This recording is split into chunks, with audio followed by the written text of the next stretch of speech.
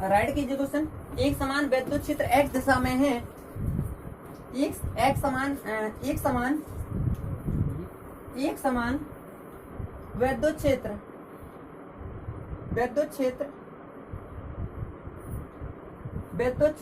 x दिशा में है, इसे इस प्रकार प्रदर्शित किया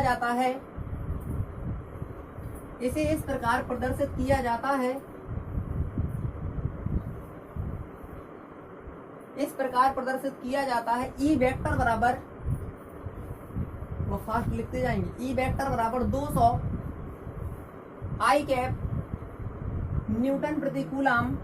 मैं बोर्ड पे लिख रहा हूं ना, समझ में आया तो। x ग्रेटर देन 0 के लिए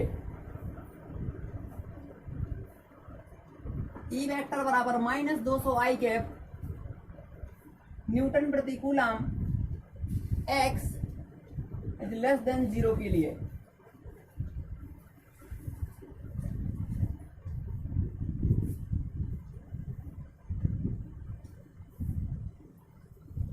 थोड़ा फास्ट करेंगे ये काम, ठीक है ना। हाँ आगे लिखिए। 20 सेंटीमीटर लंबाई था 20 सेंटीमीटर लंबाई था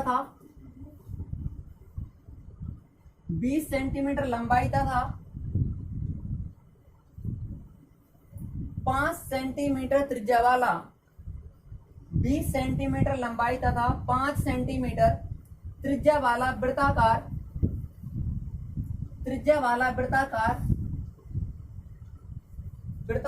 परिच्छेद का एक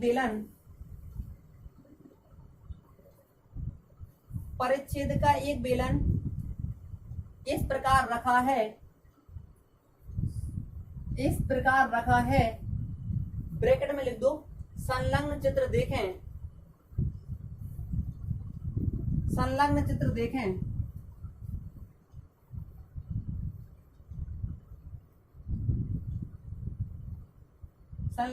देखें, ब्रैकेट बंद कर दो, कि इसका अक्ष x दिशा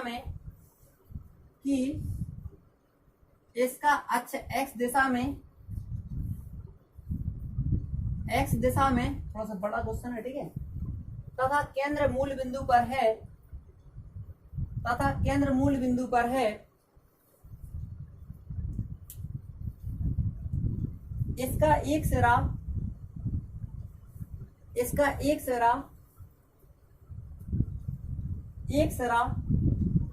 x बराबर +10 सेंटीमीटर, थोड़ा फास्ट लिखो जल्दी, +10 सेंटीमीटर। वह दूसरा x बराबर -10 सेंटीमीटर, x बराबर -10 सेंटीमीटर पर है, 10 सेंटीमीटर पर है। नंबर 1 नीचे। नंबर 1, प्रत्येक सपाट पृष्ठ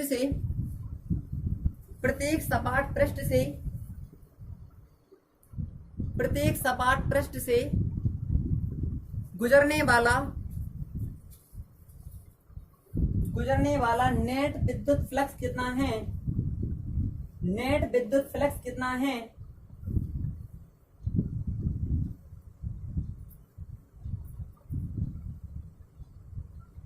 नंबर दूसरा लिखो जल्दी। वक्रीय पृष्ठ से गुजरने वाला नेट फ्लक्स कितना है? वक्रीय पृष्ठ से गुजरने वाला नेट फ्लक्स कितना है?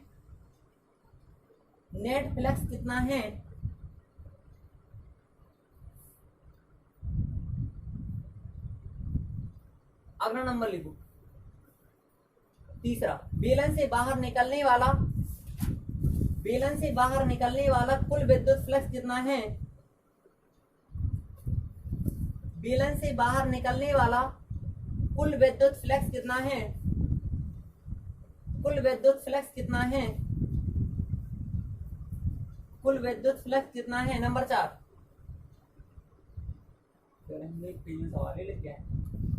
विद्युत फ्लक्स कितना है? अगला लिखो चौथा नंबर। बेलन के भीतर नेट आवेश कितना है? बेलन के भीतर नेट आवेश कितना है? बेलन के भीतर नेट आवेश कितना है? उसमें लिखा है नंबर 1 में प्रत्येक सपाट पृष्ठ से। सपाट तो जानते हैं, एक जे सपाट एक जे सपाट।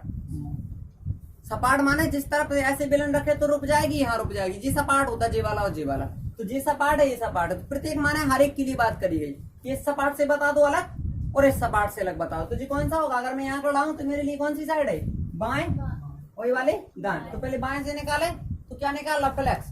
तो फ्लैक्स कहाँ से? बाएं मतलब लेफ्ट में। समझ में आ गई बात? तो फ्लैक्स का सूत्र क्या हो? ई वेक्टर डॉट ये होता है कि नहीं होता? अब दिमाग लगाना फटाफट कि सबसे पहले मैं यहाँ पर जी क्या है? जी एक्स अक्ष है। कौन सा अक्ष है? अगर मैं इस साइड जाऊंगा तो मान 0 से छोटा होगा कि नहीं? बिल्कुल सही बात है, नेगेटिव होता है। इस साइड जाने पर x से छोटा मान होता है कि नहीं? यानी इस साइड जाने का मतलब x का मान 0 से छोटा, इस साइड पर जाने का मतलब x का मान 0 से बड़ा, यानी ये चीज। तो यहाँ पर लिखा है आपके लिए कि x का मान 0 से बड़ा है, 0 का मान बड़ा है, तो ऐसे ही जाएगा। सही है? अगर ए वाली कंडीशन तो पीछे आएगा। तो सबसे पहले हम किसकी बात कर रहे हैं? ए वाले सपाट पृष्ठ से निकाल रहे हैं। जी कहाँ पर है? बाएं में। बाएं मतलब लेफ्ट नहीं है। आगे प्लस का सूत्र E vector dot D vector, जिसका मतलब मैं अगर इस साइड आ रहा हूँ तो एक्स का मान कैसा है? 0 से छोटा। तो इसके लिए कौन सी कंडीशन होगी? ये वाली होगी ना। नहीं आ रहा हूँ तो इस साइड देखो, एक्स पर माइनस जा रहा हूँ तो माइनस लगा, इसमें लगा कि नहीं लगा? तो कितना रखना है वेक्टर की जगह? बोलो -2 तो आई। सही है? डॉट लगा दी। डी ए मतलब क्षेत्रफल। कौन सा क्षेत्रफल? ए वाला क्षेत्रफल। इससे निकल रहा है ना। तो जी क्या है? वृत्त बन रहा है इस साइड। वृत्त का क्षेत्रफल का हो पाई आर स्क्वायर। तो पाई लगा दो। आर मतलब कितना है अपने पास? त्रिज्या देखो इसकी कितनी बैठी है यहाँ पर? 5। तो त्रिज्या 5 को मीटर बनाएंगे क्या? हाँ, तो जी आ गया पाई और जी आर स्क्वायर हो गया। लेकिन ध्यान रखो जी इस साइड जा रहा, इस साइड कौन सी दिशा है? एक्स अक्ष की ऋण दिशा। तो एक्स अक्ष का कैप क्या होता है? आई कैप। देखो उल्टी दिशा में जा रहा तो माइनस लेना पड़ेगा अपन को। क्या लेना पड़ेगा? माइनस। आगे बात समझ। ऐसा क्यों रख रहा हूँ? क्योंकि वेक्टर लगाऊंगा तो वेक्टर फॉर्म बना लिया मैंने। राइट है? आगे समझ में? यहाँ पर सीधा तरीका, अगर आपको ये अच्छा नहीं लग रहा तो आप इसको डॉट हटा के cos थीटा बना दें और थीटा 0 ले लेंगे, कि दोनों साइड बाहर है, तो सीधे आपको वेक्टर नहीं लगाना पड़ेगा। आगे ना बस समझ। चलिए सॉल्व करो। Minus minus plus. यहाँ पर कितना बचा? आई कैप से गया तो 1 हो जाता है कि नहीं? अब यहाँ पर कितना बचा? 2 पंचे 10। सीधे ऐसा पहले इसको सॉल्व करना पड़ेगा। माइनस जी तो वर्ग में प्लस हो जाए, नहीं तो माइनस बाहर लगाना, तो माइनस माइनस प्लस। ऐसे ये थोड़ी ना वर्ग में, वर्ग सिर्फ इतने का। तो माइनस माइनस प्लस, यहाँ से कितना बचा? 200। आई कैप हटा दो। हाँ, पाई गुणे 25 नहीं आया। अरे 10 गुणा 10 की माइनस। अब कितना आएगा? 25 दूनी 50। यहाँ से 2 जीरो हटा दो। वैसे 25 दूनी 50, 2 जीरो इसमें मिला दो। ठीक है? कितना आएगा? माइनस इतना आ जाएगा। आप इसका न्यूटन मीटर स्क्वायर प्रति का कूलम जी आ गया आपका। अब राइट में निकालना। राइट में बताओ इसी टाइप से फ्लक्स कितना होगा राइट में? इस साइड बस प्लस हो जाएगा। यहाँ पर दोनों जगह प्लस ही हो जाएगा ना दोनों। वैसे प्लस का मान दिया उसने तो सीधे इतना ही रख दे। आंसर तो नहीं आएगा उसका भी। 50 पाई गुणा 10 की घात -2 आया कि नहीं आया? ठीक है, पहला क्वेश्चन हो गया। दूसरे में आ जाओ। दूसरे में क्या पूछ रहा आप? वक्री पृष्ठ से गुजरने वाला नेट फ्लक्स। वक्री मतलब ऐसे में, तो आपका विद्युत क्षेत्र तो ऐसे जा रहा है और एरिया वेक्टर तो यहाँ पर कितना बन रहा है? सिखाया था दोनों के बीच 90। तो फ्लक्स हमेशा 0 होता कि नहीं होता? होता कि नहीं होता? तो फाई मतलब फ्लक्स, पी मतलब प्लेन यानी समतल में, नहीं कर्व वाला है ना। वक्री मतलब कर्व यानी सीधे। तो इसमें क्या आएगा? फ्लक्स सीधे 0। क्यों 0 हो गया? क्योंकि आपको पता है कि दोनों के बीच जब 90 बन जाता है ई और ए के बीच में तो हमेशा 0 होता है। दूसरा हो गया। तीसरे में क्या पूछ रहा था आपसे? बताओ जल्दी। बेलन से बाहर निकलने वाला कुल फ्लक्स। कुल मतलब सब जोड़ते हैं। कुल फ्लक्स कितना है? बताओ फटाक से जल्दी। लेफ्ट वाला, राइट वाला और वक्र वाला सब जोड़ेंगे। तीनों मिलाकर जोड़ दो फटाक से। ए वाला प्लस हो 0। ठीक है, तो कितना आएगा? 50 पाई नहीं आया प्रेजेंट? आ गया ना। 50 पाई गुणा 10 की घात -2। लास्ट वाला कितना? 0। तो 50 पाई और 50 पाई कितने पाई? 100 पाई। तो ये आएगा 100 पाई इंटू 10 की घात -2। और जी 2 जीरो है तो 2 से मिलाएंगे। 2 माइनस खत्म कहा नहीं। कितना बचा? पाई भर बचा। पाई का दूसरा नाम जानते हैं अपन लोग? 3.1। हाँ, ये रखा करो हमेशा। 22/7 सही नहीं है वो। ठीक है, क्लियर हो गया। अब और चौथे में जाए। चौथा क्या क्वेश्चन बताओ? बेलन के भीतर नेट आवेश कितना होगा? बेलन के भीतर बेलन से बाहर निकलने वाला कुल बल। हाँ, तो होने क्या थर्ड बार? बेलन के भीतर नेट आवेश, यानी इसके अंदर नेट आवेश निकालना है। तो बैलेंस के अंदर क्या है, आवेश ही तो होगा जब तो फ्लक्स निकल रहा है।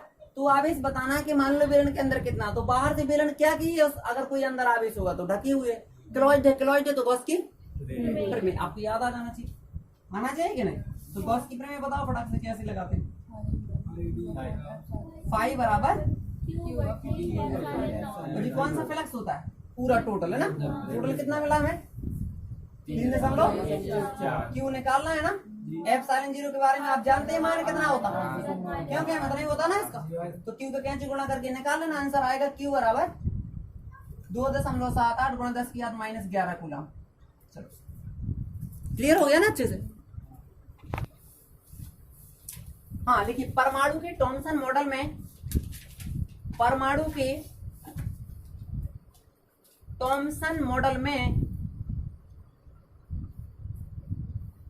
थॉमसन मॉडल में परमाणु का संपूर्ण धन आवेश,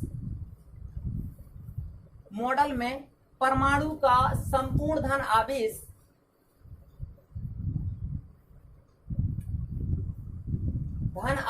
परमाणु के भीतर एक समान रूप से, धन आवेश परमाणु के भीतर एक समान रूप से वितरित माना गया है,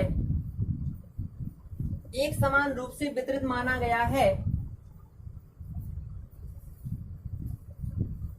इस आधार पर तथा यह मानते हुए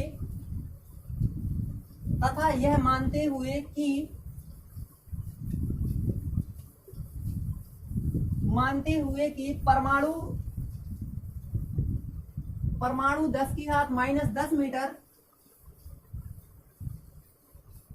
10 की घात -10 मीटर त्रिज्या का एक गोला, परमाणु 10 की घात -10 मीटर त्रिज्या का एक गोला है, त्रिज्या का एक गोला है। स्वर्ण परमाणु, स्वर्ण यानी सोने के लिए लिखते ना स्वर्ण, ऐसे स्वर्ण परमाणु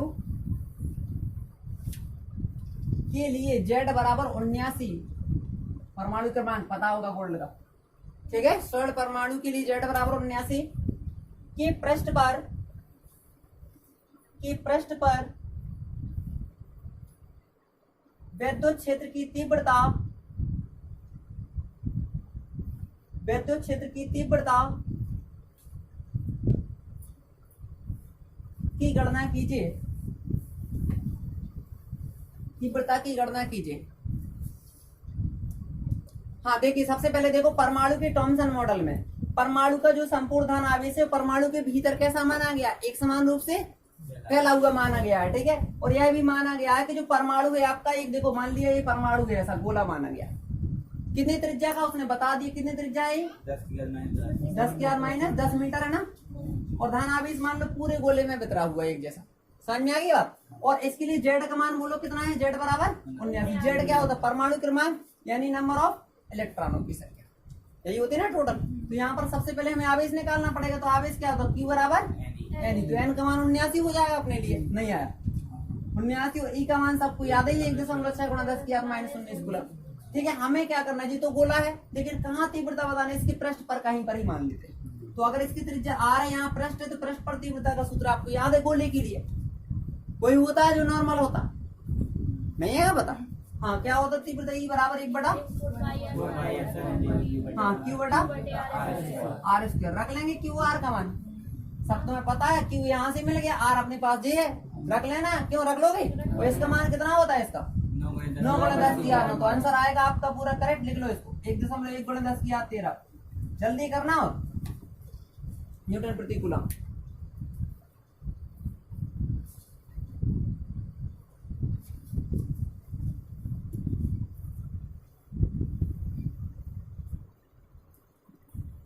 छोटे छोटे बच्चा क्वेश्चन है, सब लगाओ इनको। धातु की एक पतली गोलीय कोष, धातु की एक पतली गोलीय कोष की त्रिज्या, गोलीय कोश की त्रिज्या 0.25 मीटर है। कोश की त्रिज्या 0.25 मीटर है तथा इस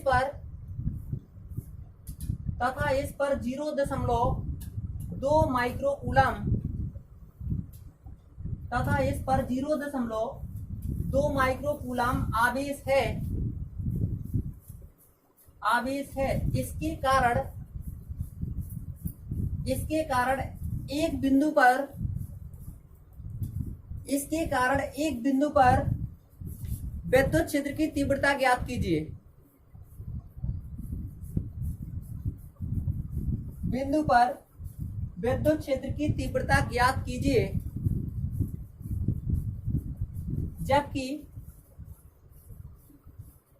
कीजिए जबकि नंबर 1 बिंदु कोश के भीतर है। जबकि नंबर 1 बिंदु कोश के भीतर है। नंबर 2 बिंदु कोश के ठीक बाहर है।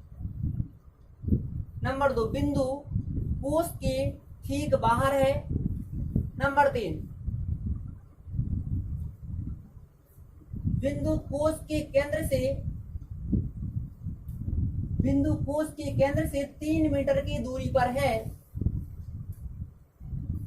3 मीटर की दूरी पर है।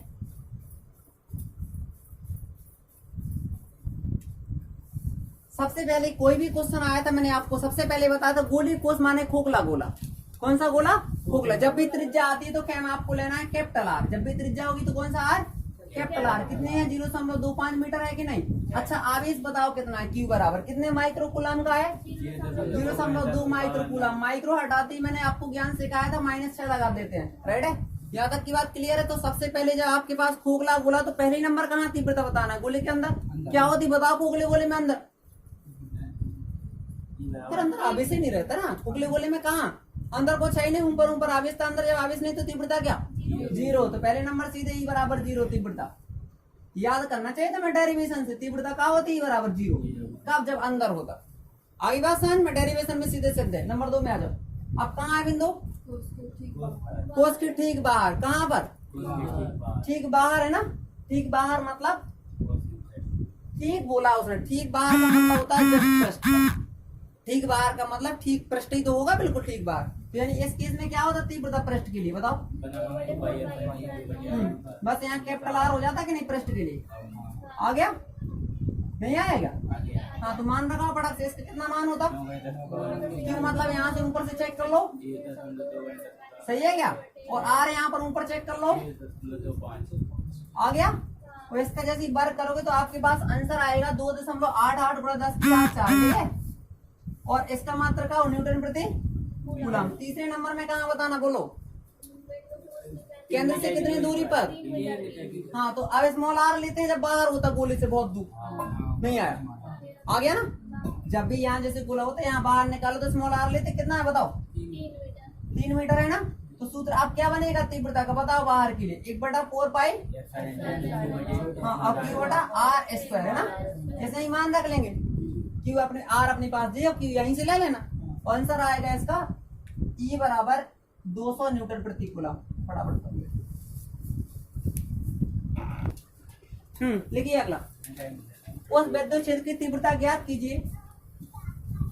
उस विद्युत क्षेत्र की तीव्रता ज्ञात कीजिए। विद्युत क्षेत्र की तीव्रता ज्ञात कीजिए जो कि जल की एक बूंद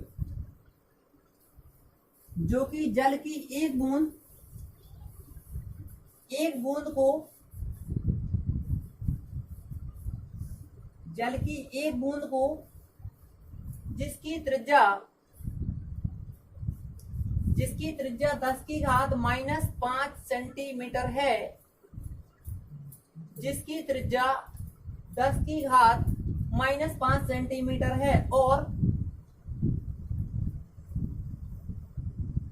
सेंटीमीटर है और जिस पर एक इलेक्ट्रॉन का आवेश है।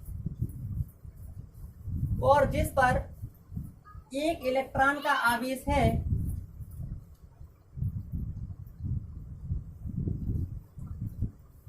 वायु में स्थिर लटका सके, आवेश है वायु में स्थिर लटका सके। अब लिखो स्मॉल जी बराबर 10 न्यूटन प्रति किलोग्राम। लिख लो, सवाल में आएगा ये। रो बराबर लिखो, रो क्या होता है? किलोग्राम प्रति मीटर क्यूब। क्या होता है? घनत्व होता है। रो का कहा घनत्व, जी का कहा गुरुत्वीय त्वरण, क्या कहलाता? हाँ, ई क्या होता?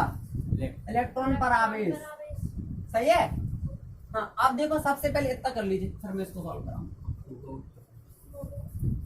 देखो, उस विद्युत क्षेत्र की तीव्रता का मान निकालना। क्या निकालना? तीव्रता बोले तो ई बराबर क्वेश्चन मार्क। सही। अब कह रहा है कि जल की एक बूंद को जिसकी त्रिज्या कितनी है? त्रिज्या 10⁻⁵ सेंटीमीटर है। 10⁻⁵ सेंटीमीटर। ठीक है, इसको मीटर बना लो फटाक से। -2 लगा देंगे हम, तो जी आ जाएगा 7 हो जाएगा सीधे, यानी 1 मीटर। ठीक है, अपन जब मीटर बना दे तो किसका गुणा? -2 का गुणा। ठीक है, त्रिज्या भी आ गई। अब और क्या कह रहा है? एक इलेक्ट्रॉन पर आवेश कितना है? इस पर 1 इलेक्ट्रॉन के बराबर, तो आवेश इलेक्ट्रॉन के बराबर हो गया। कितना है बोलो? ई का मान हो गया। लेकिन हमें निकालना क्या है? हमें निकालना है तीव्रता निकालना है, और जो वायु में स्तर लटका सके। अब दिमाग लगाना, जैसे मान लो मेरे पास पानी की कोई बूंद है, जल की एक बूंद। यहाँ पर बूंद अगर एक जगह फिक्स है, अगर यहाँ कोई बूंद फिक्स है तो ये बात पक्की है कि उसको ऊपर से कोई ना कोई तान रहा होगा।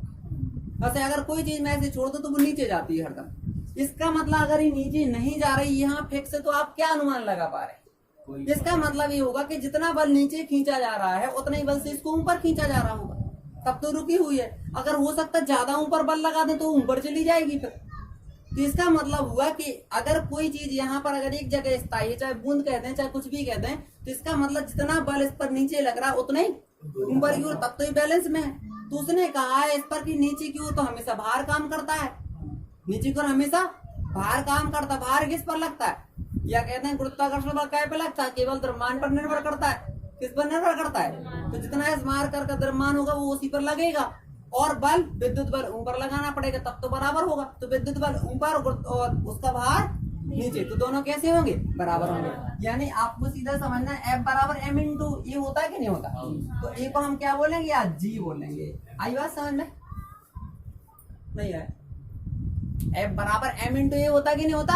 और एक ही जगह जी, कैसे यहाँ पर गुरुत्वीय त्वरण में गिर रही थी नीचे वस्तु, तो एक को जी कह सकता, कैसे ए भी त्वरण है जी भी त्वरण है। वो आपका देखिए त्वरण, ए वाला आपका गुरुत्वीय त्वरण है। समझ में आ गई बात? और F कौन सा बल है? गुरुत्वाकर्षण बल। ठीक है, लेकिन यहाँ पर गुरुत्वाकर्षण बल नीचे इस बल से खींच रहा था, लेकिन ऊपर कौन लग रहा था उसको बैलेंस बनाए रखने के लिए? विद्युत बल। तब तो दोनों बराबर है, तो कैसे हो सकता है? तो F की जगह हम क्यू ही रख सकते। क्यू ही क्यों? क्योंकि आपके पास आवेश है और विद्युत क्षेत्र की तीव्रता निकालना, तो F बराबर क्यू ही रखा जा सकता कि नहीं? बताओ।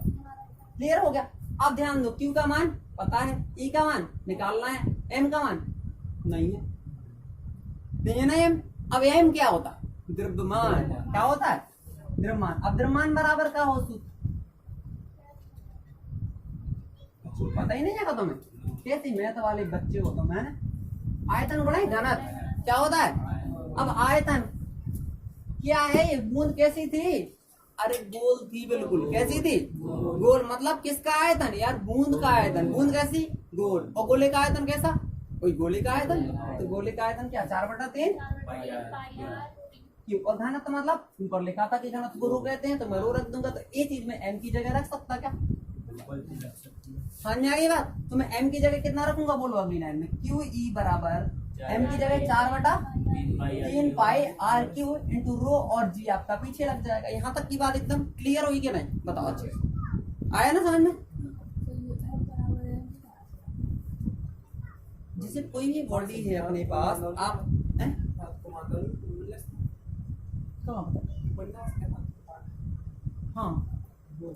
हाँ जी सामान रख लेंगे ना आगे चल के। जी बताओ, कोई भी अगर अपने पास बॉडी तो नीचे गिरेगी कि नहीं गिरेगी? तो भार क्या होता है? इसका भार काम करता है। इसको आप W बराबर mg याद है आपको अच्छे से? तो भार और बल क्या अलग अलग चीज है, तो F को आप W भी कह सकते हैं। ठीक है, भार ही तो एक बल है एक प्रकार से। भार का मतलब भार किस पर डिपेंड करता है, जितनी बड़ी बॉडी होगी उतनी ज्यादा तेजी से नीचे की ओर खींची जाएगी, उतनी नीचे तेजी से गिरेगी। आपके पास 10 किलो का वजन एक साथ फेंके और 20 किलो का, तो 20 किलो का ज्यादा फास्ट जाएगा नीचे, क्योंकि उस पर नीचे से जो बल लग रहा है वो ज्यादा होगा, क्योंकि डिपेंड ऑन मास। द्रव्यमान ज्यादा होगा तो फोर्स बढ़ेगा। आप देख रहे हैं अनुकरण बातें, समझ में आ गई बात, कि ये चीज ज्यादा होगी तो उतना ही बढ़ेगा, अगर ये कम है तो भार उस पर ज्यादा नहीं लगेगा। इसलिए ध्यान रखना है कि यहाँ पर मास पर डिपेंड करता है गुरुत्वाकर्षण बल नीचे की ओर। अब बूंद एक जगह बैलेंस में है, संतुलन में लटकी रहे, तो लटक कब पाएगी, जब उतने अपोजिट बल लगे। तो अपोजिट के लिए उसको विद्युत बल की जरूरत होगी, तो विद्युत बल एक गुरुत्वाकर्षण उसकी यानी भार के बराबर होगा। तो भार हमेशा नीचे काम करता है, ऑलरेडी 11 में आपने पढ़ा भी होगा कि वेट हमेशा किसी वस्तु के नीचे काम करता है, और कैसा करता है, लंबवत काम। ठीक है, ये चीज 11th क्लास से आपका काइनेमेटिक्स, राइट है, गतिज आ गया। अब यहाँ से ई का मान निकाल लेंगे आप लोग। ई बराबर 4 पाई आर क्यू रो जी बटा कितना कर दूं, क्यू है, 3 क्यू, हाँ 3 हो गया सही। अब मान रख लो कि सब आ जाएगा। 4 पाई का मान 3.14 नहीं आया, आर का मान ऊपर है, रो का मान भी है, जी का मान है 3 और क्यू का मान रखना, तो आपके पास आंसर कुछ आएगा 262 न्यूटन प्रति कूलम। बेटा इतना ध्यान रखना, ये वाला सवाल बहुत मोस्ट इंपोर्टेंट होता है। ठीक है, एग्जाम में सबसे ज्यादा पूछा जाता है, कई बार पूछा होगा, IMP डाल देना। यूपी बोर्ड सबसे ज्यादा इस क्वेश्चन को पूछती है, ज्यादा ना बोल। देखो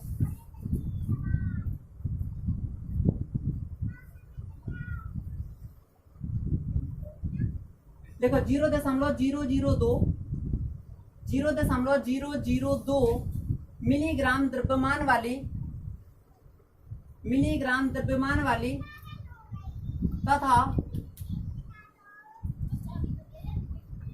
वाली तथा 6 इलेक्ट्रॉनों की आवेश से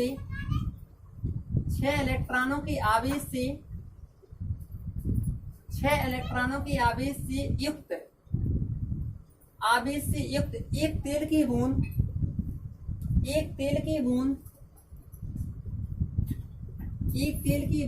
एक समान विद्युत क्षेत्र में स्थिर लटकी है। विद्युत क्षेत्र की तीव्रता ज्ञात कीजिए। मान लिख लीजिए, मैं बोल दे रहा हूं फटाफट जल्दी। तीव्रता ज्ञात कीजिए। हाँ जी, क्या द्रव्यमान है ना, m बराबर लिखो फटाफट जल्दी। 0.002 मिलीग्राम है ना ये, तो 10⁻³ लगा दो, तो सीधे किलो में बनाया करो हमेशा। m बराबर 0.002 गुणे 10⁻³ kg। अब यहाँ देखो ऐसे ही लिखने की जरूरत नहीं है, m की जगह सीधे रख देंगे, मान दे दिया उसने।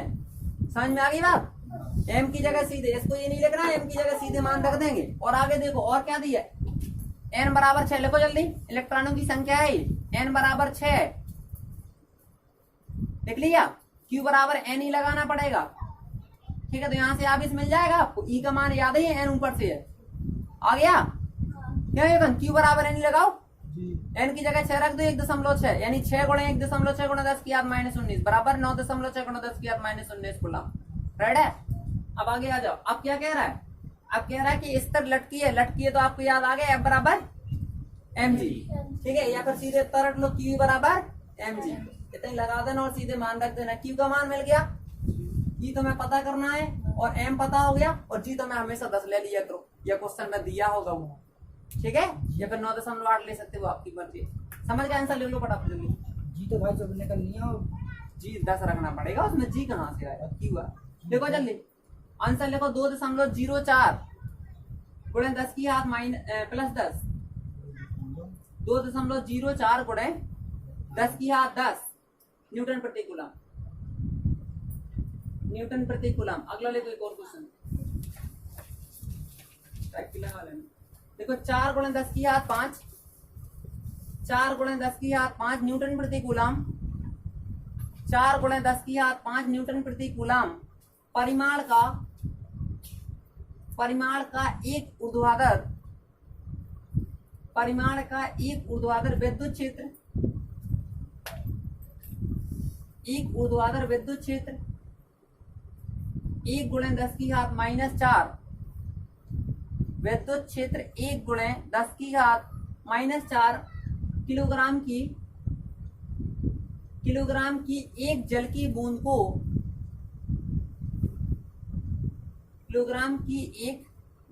बूंद को गिरने से रोकता है। जल की बूंद को गिरने से रोकता है। बूंद पर आवेश का मान ज्ञात कीजिए। बूंद पर आवेश का मान ज्ञात कीजिए। बूंद पर आवेश का मान ज्ञात कीजिए। एक बताओ, सबसे पहले किसका मान दिया है? बूंद का मान ज्ञात कीजिए। सॉरी, बूंद पर आवेश का मान हो गया।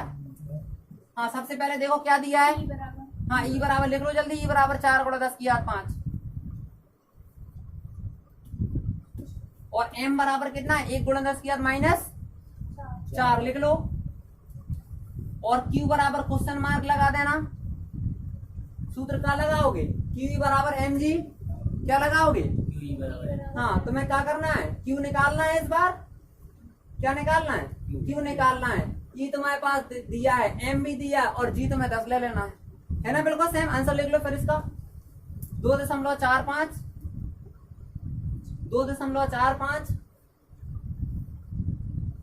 गुणे 10 की घात -9 कूलम। और लिख लीजिए 2 क्वेश्चन छोटे छोटे। एक और लिख लीजिए, अभी लेट नहीं। 10 की घात -9 कूलम हो गया। हाँ, अगला लिखिए 500 न्यूटन प्रति कूलम।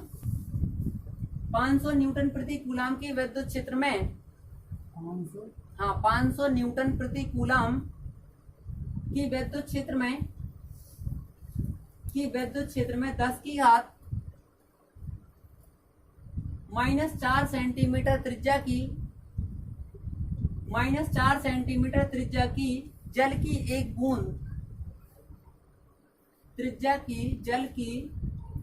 एक बूंद स्वतंत्र रूप से वायु में लटकी है।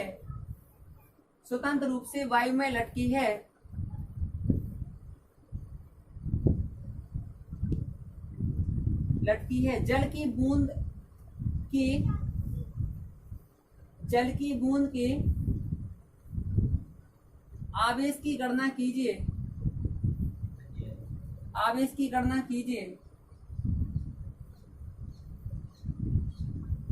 ठीक है, लिख लो इसमें, ये थोड़ा टिपिकल हो जाएगा। लिखो जल्दी, क्या दिया सबसे पहले?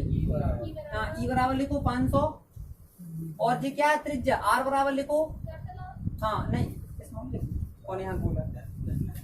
हाँ, 10 की घात -4 है, गुणा कर दो 10 की घात -2 का, तो कितना हो जाएगा? 10 की घात -6। हाँ, और क्या दिया? और निकालना क्या है? आवेश। हाँ, आवेश। तो यानी क्यू बराबर क्वेश्चन मार्क लगा दो जल्दी से।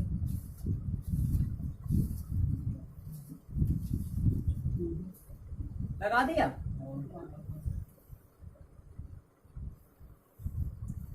अब बस इसको कर लेना, आंसर लिख लो इसका। हाँ, 8.2 गुणे 10 की घात -17 कूलम। ठीक है, एक क्वेश्चन इस टाइप का आता है और आपके प्रैक्टिस के लिए बहुत सारे हो गए। इसमें सूत्र कौन सा लगता है? इसमें जरूरत तो नहीं, गलत और देख लें तुम्हारा कहीं दिया होगा। निकाल लेंगे ना। कौन से निकालते हैं? तुम निकालते हो।